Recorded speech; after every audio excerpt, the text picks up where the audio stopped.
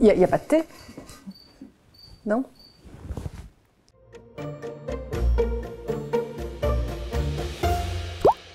Et je te dis bonjour ou des trucs, je dis bonjour Charlotte ou c'est censé être... Mais le problème, Charlotte... Non. Un des problèmes... Je recommence. Ah oui, Charlotte, coupe. Le problème avec nos pensions, Charlotte, c'est le financement. Les pensions, elles sont financées sur la base de cotisations de sécurité sociale qui sont retenues sur les salaires des travailleurs d'aujourd'hui. Or, on n'a pas assez de cotisations de sécurité sociale, donc on fait appel à l'impôt. Le problème, c'est qu'on n'a pas non plus assez de recettes avec l'impôt, donc on doit faire appel à l'endettement. Mais le problème avec l'endettement, pour l'État, c'est comme pour les ménages, c'est qu'il y a un moment donné où on doit rembourser la dette. Et qui est-ce qui va rembourser la dette? Ce sont nos enfants. Donc on va leur demander non seulement de payer nos pensions, mais encore de rembourser notre dette. Est-ce que c'est ça qu'on veut pour nos pensions?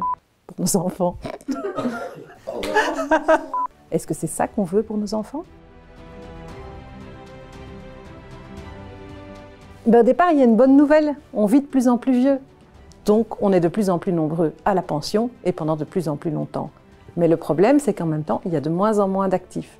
Pourquoi? Parce que d'abord, il y a de moins en moins de naissances. Ensuite, les jeunes étudient de plus en plus longtemps, donc ils rentrent plus tard sur le marché de l'emploi. Et paradoxalement, on travaille de moins en moins. On arrête plus tôt et on a beaucoup de périodes assimilées.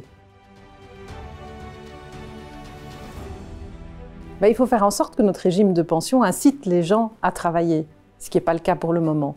Il faut aussi faire en sorte que notre régime de pension soit devenu plus juste. Et donc que chaque travailleur bénéficie d'une pension, ça ne va pas du tout.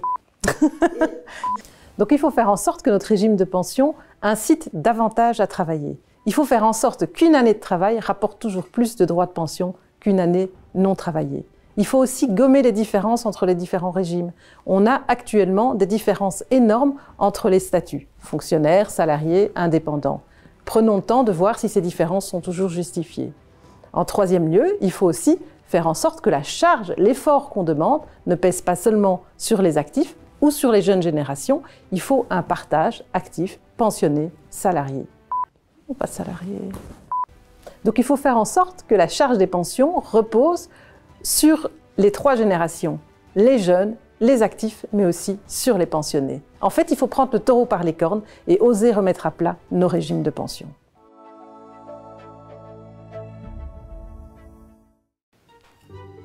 Ah, merci, c'est gentil. C'est déjà fini, en fait.